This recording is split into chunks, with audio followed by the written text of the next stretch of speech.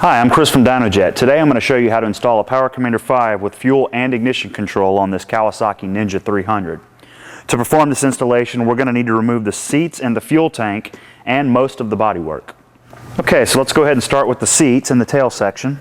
We'll need to remove both of these panels under the seats from both sides.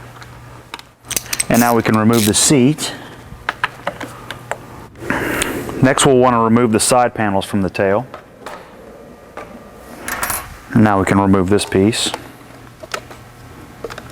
Our next step is to remove the left and right side mid-fairing.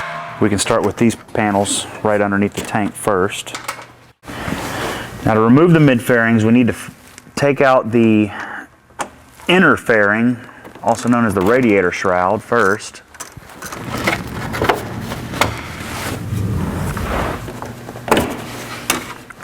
Now we need to remove the mid-fairing from both sides.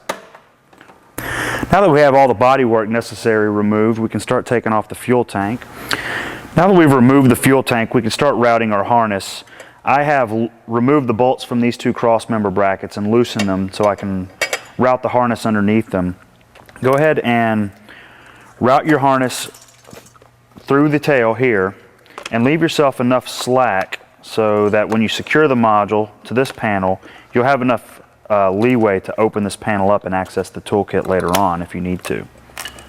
Use the supplied Velcro to secure the module to this panel, and be sure to clean the surface area off with the supplied alcohol swab prior to attaching the Velcro.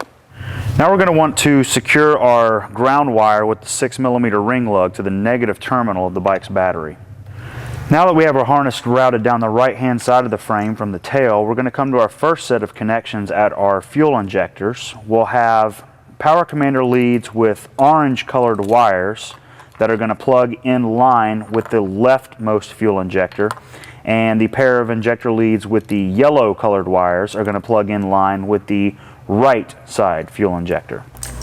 Now we'll have a branch of the harness that leads down to our throttle position sensor down here on the right hand side.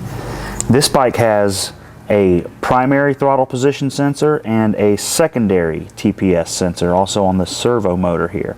We need to make sure that we plug our Power Commander in line with the primary TPS, and that's the one with the gray connector, not the one with the black connector. Now we're going to route the rest of our harness forward to our ignition coils and to our crank position sensor connectors. The bike's crank position sensor connectors is this 2-pin connector right here on the left side of the engine head. We're going to take the Power Commander connector leads with the brown colored wires, and we're going to plug that in line with the bike's crank position sensor connectors. Also on the left hand side of the bike, we're going to come to our left coil stick.